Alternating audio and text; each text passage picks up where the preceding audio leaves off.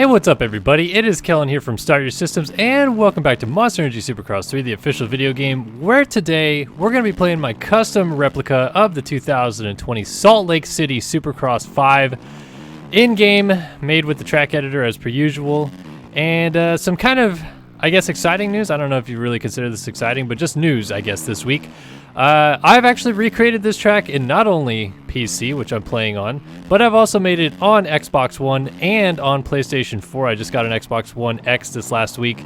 Finally getting down and actually doing this, because I've talked about it for, I feel like, years, where I wanted to make the track on every console every week, so people who are watching this, doesn't matter what console you're playing, you can go find it. It is called SYS Dash and then Salt Lake 5 on whatever system you're playing on, PC, Xbox One X, or PlayStation 5 or 4, not 5. PlayStation 5 announcement was just last week, so my brain.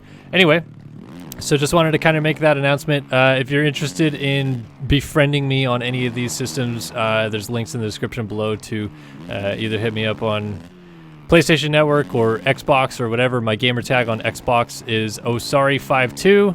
Gamertag on PlayStation is just Osari, no 52. And then on the Steam, I think I'm just Kellen right now, but anyway, I'll link it in the description below so you can befriend me if you want. I don't get the chance to play video games just hanging out very much, but I try to do what I can, and when people send me invites and ask me to play, I try my hardest to make that a possibility. Not always entirely possible, but try to do what I can. Anyway, enough about that. Just wanted to kind of highlight that here at the beginning of the video, but let's talk about this race. Again, like usual, a little spoiler alert in case you haven't watched the Salt Lake City 5 Supercross, and we'll be talking about everything that happened there. But yeah, this was a very interesting race in my opinion. It's kind of one of those races that, like, it happened and I feel like a lot happened, and then I look back at the result sheet and it doesn't look like a lot happened. It's kind of weird in that sense because, like, the championship contenders finished up front. Not a lot of points changed hands per se, but a lot of stuff happened. So let's talk about this 450 class first of all, in which Ken Roczen was your winner, his 4th win of the season. I believe it's now his 16th career win. So I was talking about this right before he was about to win the main event, but he's actually creeping up a little bit higher on this all-time Supercross wins list and isn't too far away from being the 2nd winningest Supercross rider of all time without a championship, behind Eli Tomac. Of course, Eli Tomac is probably on the verge of winning his first ever Monster Energy Supercross championship. But Ken Roczen does not have one to his credit, and Kevin Windham, Damon Bradshaw, two of the guys that are also on the list ahead of him with 18 and 19 wins respectively. But Roczen's creeping up there, and if he can get to 20 wins at some point during his career, he will then be the winningest rider of all time without a Supercross championship, unless he clicks one off in the next couple of years. Doesn't look like it's going to happen this year, but he did win this race, and it moved him back to 2nd in the championship, which is just really strange because he's talked numerous times about he's having breathing problems, he has asthma issues, he's dealing with a viral infection that he apparently still is dealing with. I'm not sure if this is the same thing as when he was dealing with the Lyme disease infection that he had to take antibiotics for a year ago, or if he still has remnants of Epstein-Barr virus that he just is kind of keeping under wraps a little bit. But he did actually announce before this race on Friday that he was tested after Sunday's race and was confirmed to have shingles. And shingles is another just viral infection that apparently is prominent in people that have had chickenpox. Like, if you've had chickenpox, you can still get shingles. It usually happens later in life, but with Roczen's immune system probably being that of like a 67-year-old at this point, I can kind of see why he's getting things like this now. It's a little bit of a bummer that that's the way it's come, but 12 surgeries in quick succession, and compartmental syndrome, or whatever it was called, compartment syndrome. That stuff stacks up against your immune system, and then having to race at an elevation twice a week. I don't know, like, it seems like it was definitely weighing on him a little bit, whether you want to believe him or not. It seems like it was definitely a bit of a problem for him, but not at this round. Kind of interestingly so. He pretty early in the race established himself as like the guy, I would say, in the main event, because he started behind Cooper Webb, and unlike the last round on Wednesday, Salt Lake City 4, he kind of like made it a point to pass Webb and go as fast as he could. Like, he passed him on lap 4, I believe it was, of the race, and kind of just got out of there. Like, wasn't really up for battling with Webb or anything like that. And in my opinion, it definitely looked as though what Kenny was trying to do is a very similar method to what Jeremy McGrath did a lot in his career, which was if I go really hard for 10 laps, which is half of the main event back then. So in Kenny's case, it's go really hard for 10 minutes, and I can establish myself a big enough gap. I afford myself the ability to kind of cruise the second half of the race, conserve energy, and I don't have to worry about ramping it up and trying to find this next level while I've been exhausted for 15 minutes of a main event. So it looked like that a little bit to me, but he actually wasn't pulling away that much. So peculiarly, he only got like a 2 or 3 second lead going, and by the time the halfway point of the main event hit, he still only had that 2 or 3 second lead. And I was kind of thinking to myself, like, man, this is kind of setting it up for a bit of a disaster like it's been these last couple rounds, where he had the speed for 10 minutes, 8 minutes, whatever it was, and then it just fell off a cliff. And I would honestly say, like, 10 minutes he found more, almost like he picked it up even more. Webb kind of closed up. He got it under 3 seconds at one point. Is down to like 2.5 with like 9.5 minutes left to go, and then Kenny ramped it up again and pulled it back out to like 4 seconds or so, and just kind of maintained that gap. Webb got it kind of close in the end a little bit. It was down to like 1.5 seconds at one point, but kudos to Roczen for fighting through all these things that he has going on to pick up this main event win. It sucks that this didn't happen 4 rounds ago, and now we could be talking about a really interesting championship fight between him and Eli Tomac down the stretch. But it is what it is. He's not probably going to win this championship this year, but it is nice to see that he does still have, on some days, the full 20 minutes in him, because he's going to have the full 30 minutes times 2 in him in about a month's time, and it's not a lot of recovery time between now and when the outdoors start and everything like that. So a bit of a refreshing sign to at least see that he can get it done. I'll be honest, I definitely didn't see it happening. I even talked about it in my last video, how I thought maybe Zacho could sneak up and get a win and how cool that would be, but it really, to me, seemed like it was between Eli and Cooper for wins down the stretch. Well, Kenny proved that theory wrong, and he just came out and he just won this race. So kind of crazy. No idea where that came from, but good for him to get that done. Of course, Cooper Webb finished as second. Eli Tomac was able to manage a third out of this one because he had to come through the field a little bit, and this wasn't really Eli Tomac's fault. And I think I'll probably talk about this in the race examination video that I do at racerxonline.com. But he had a pretty good start. He was like probably going to come through the first corner at worst, maybe 5th if a couple people got down to the inside of him. But he was at least battling for maybe the whole shot, at least, probably coming through 3rd-ish or so. And Cooper Webb kind of just swung a little bit wider in the corner. It looked pretty purposefully to me. He slid the rear end a little bit and got into Tomac's front wheel. And Tomac was just able to corral it together and not actually go down. But obviously, when someone takes your front wheel out in the first corner, you lose a lot of positions. So he kind of came around. I think he was unofficially 9th or so at the end of the first lap. I digress. Cooper Webb in the post-race press conference tonight basically said, yeah, I just, chaos in the first corner. I slid down the inside. I ran it a little deeper than I wanted to. I knew I hit somebody. I wasn't sure who it was.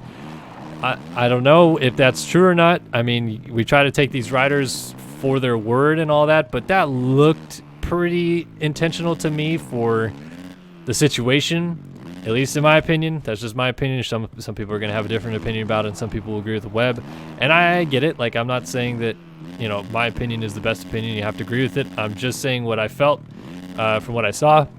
And Eli Tomac, in response to what Webb had to say, was like, yeah, just first corner chaos. So it seems to me like what they're trying to do is just be like, let's be cordial about this situation. But Webb in the post-race press conference on Wednesday admitted to like trying to play head games and get the mental edge on him, Tomac that is, and Roczen, but it seemed like he already had Roczen kind of mentally beat a little bit there. And it's interesting to me that he admits that he's playing the mental game, but won't like admit to trying to do a little bit of first corner shenanigans. I mean, like it's kind of what these guys do. We've seen it for years. When championships are coming down to the wire, there's takeouts that happen. Zach Osborne in 2017 is a perfect example of when takeouts happen when championships are on the line. So anyway, I digress to that situation. Just a little interesting tidbit that I caught there. Wanted to mention it. Jason Anderson destroying my fantasy team. He had a horrendous night. He got a great start. He was second and then crashed coming out of the second corner because, you know, tough blocks are rectangular death traps that there's no solution. We just can't find a single solution for tough blocks. If we make triangle tough blocks, no, that's impossible. Feld can't do the research to do that. If we take tough blocks away and put stakes and instead use advertising banners around the track, nope, Feld can't do that. That's too expensive. Who knows? We just can't come up with a solution. But Anderson fell because of a tough block. And anyway, put him way back. And then he crashed again because Vince Freeze took out Benny Bloss. So my fantasy team again further in shambles. And then Vince Freeze, when he went to pick up his bike, picked it up like wide open and caught Anderson's front tire and forks in his rear tire, swung that thing around and caused all kinds of mayhem. I'm riding this track like absolute garbage, and I definitely apologize because I was not riding this bad when I was testing it, but anyway. So anyway, Anderson has a terrible night, so that kind of sucked for me. But the battle for fourth was a good one. Malcolm Stewart had a pretty good night, and he was trying to it looked early on like he was trying to land on the podium. He was holding off Eli Tomac at bay and was pulling a little bit of a gap on him, enough so that he caught Osborne, passed Osborne, and looked like he was trying to get out of there. He was running third for a little bit. Tomac caught and passed him, moved around him, and then he fell about 10 seconds back and pretty much just stayed like right in front of Osborne for most of the race, and then Osborne got him late, and Mookie started to fall back a little bit, but matched his career high once again. Another fifth place result for Malcolm, and he's looking good, man. Of course he's great in the whoops, but like he's looking good. Like, I'm pretty impressed with him. He got that heat race win a week and a half ago now, and seems to just be kind of building off of that. Was it a week and a half ago now, or was it? Yeah, it was a week and a half ago now. Gosh, man, where is the time going? This is so weird this season. Anyway, Osborne, terrific. Another fourth place. Like, what else are you gonna ask out of him? He just seems to be on it this season. So that's good news for him. But what I was going to say about Eli Tomac that I didn't mention was he can still control his own destiny here for wrapping up the championship early. He has a 20... Let's see, it was a 27... So it must be a 24-point lead on Ken Roxon and a 25 or 26-point lead on Cooper Webb. I really should look at these before I start these videos. And oh my god, I'm playing this track so bad. I hate myself right now. Anyway... So, if Eli Tomac can win on Wednesday, he is the 2020 Monster Energy Supercross champion. And he said in the post-press conference that is kind of his aim, essentially. Like, if he starts up front, he's going to be going for it because he wants to win this race and he wants to get it over with. He doesn't want to sit there and have to dwell on it any further and think about it. He just wants to clinch this title and move on. And I don't blame him in the slightest because he has found every single way I think that you could find to lose a championship in the last couple of years, and to wrap it up early I think would be huge for him.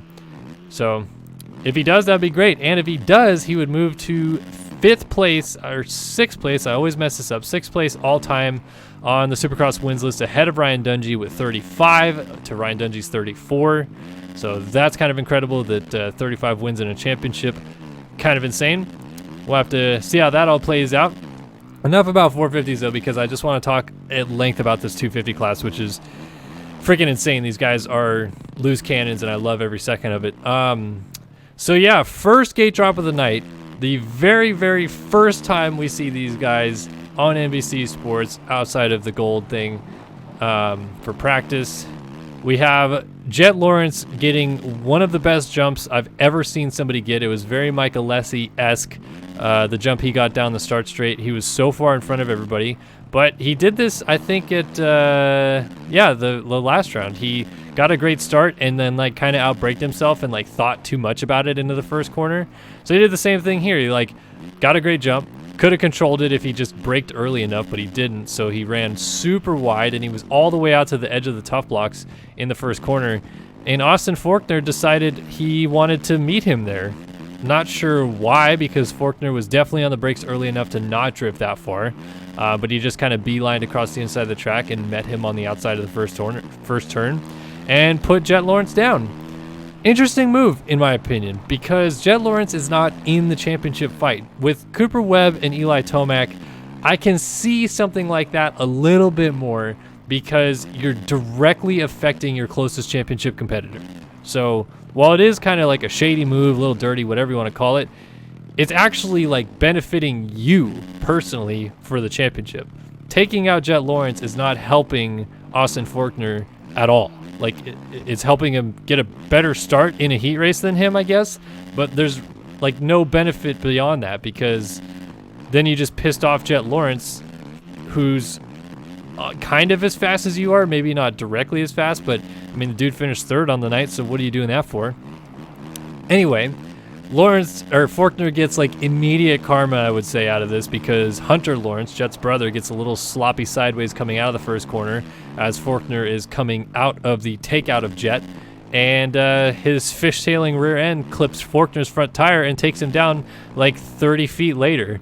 And Jet gets up ahead of Forkner, so Forkner then has to repass the guy that he took down in the first corner, and just a comedy of errors and things going on in that heat race. Nonetheless, was kind of like the gnarliest part in this entire situation was once Forkner caught back up to Jet and passed him, Jet settled in behind him, waited a lap, passed him back on the start straight coming into the first corner, and with his block pass, Forkner, it's kind of weird. Like, I felt like Forkner had nowhere to go, like he would have ran into tough blocks anyway, but he could have braked and like stopped and tried to turn into the tough blocks. But instead, because of the way that Lawrence kind of cut him off coming into that corner that I just went through before the finish line jump, kind of pushed him into the other lane of the track. Super dangerous, because look what's coming on the other lane of the track. Oh, a Supercross triple. And when Alex Martin was landing off said Supercross triple at the exact time that Austin Forkner was coming the other direction on the track right there. So a little sketchy. I'm sure Austin Forkner was not too thrilled seeing that pass attempt happen right in front of him, but in the opposite direction of the racetrack. So kind of interesting how that all played out. But eventually Forkner did get back by Lawrence, because Lawrence had kind of a big one, almost, I would say, where he clipped tough blocks in the exact same spot that Jason Anderson clipped tough blocks. So surprise there. And he almost went down. Forkner was able to get back by him, continue on, and finished, I think, 5th in the heat. Lawrence finished 6th. But up front in that heat was a battle between, man, I don't remember, Hartraft and Craig and McAdoo, I believe. Somebody else was up there. Was Mosman up there?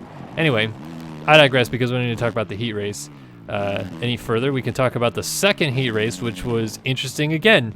Cameron McAdoo seems to have Dylan Francis' phone number or something like that. I'm not sure what's going on here, but first race back, McAdoo kind of throws it in on the inside at Salt Lake City 4 and puts Francis on the ground for a Supercross triple. He said it wasn't intentional. I fully believe him. Like, he just tried to make a pass. He slid in too deep. And then here in the second heat race at Salt Lake City 5, Francis got a great start. Very surprising to see Francis rip a whole shot, because he's not usually a guy that gets good starts. But yeah, Cameron McAdoo decided he didn't want Francis to have a great start anymore. So he threw it down in the next corner on the inside, and it looked like he was trying his hardest not to hit Francis. Like, he threw it in and just clipped the rut on the inside and was trying to avoid him. But just the way that that whole sequence happened, like, it did leave Francis almost with nowhere to go. So Francis ended up clipping him, going down, and ended up way behind everybody. He had to charge forward. I think he finished 7th in his heat. So anyway, left him like way outside on the gate, and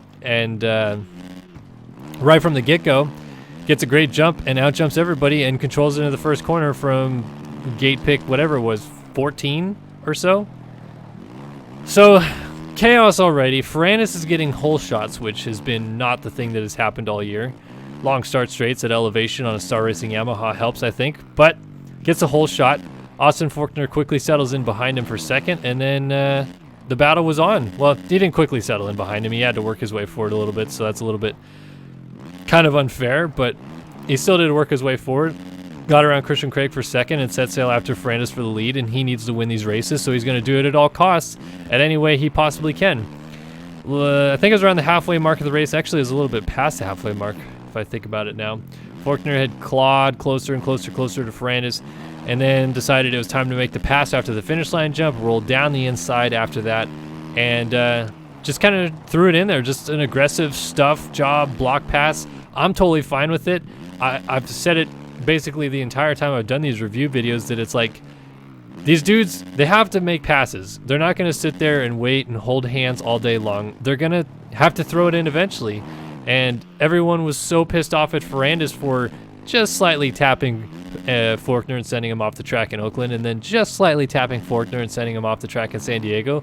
Well, that's exactly what happened here. Faulkner just came down the inside, and it wasn't really a slight tap. It was more of like a good nudge. But it did send Ferrandis off the track. And again, similar to the Faulkner situation with Lawrence, I'm surprised at how often these guys don't just like take a deep breath real fast and slam on the brakes to not go off the racetrack, because Ferrandis definitely could have done that, but he just kind of was like, let me keep going and ride along the left side of the track here where there's no lines whatsoever, and then end up sideways in the middle of the track when I get back on. It was kind of a weird circumstance. Like, had he just slammed on the brakes, I think he could have stayed on the track.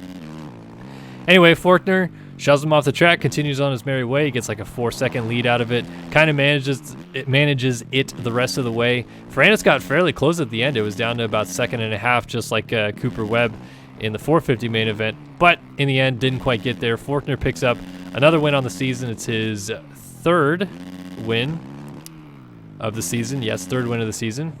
4th win.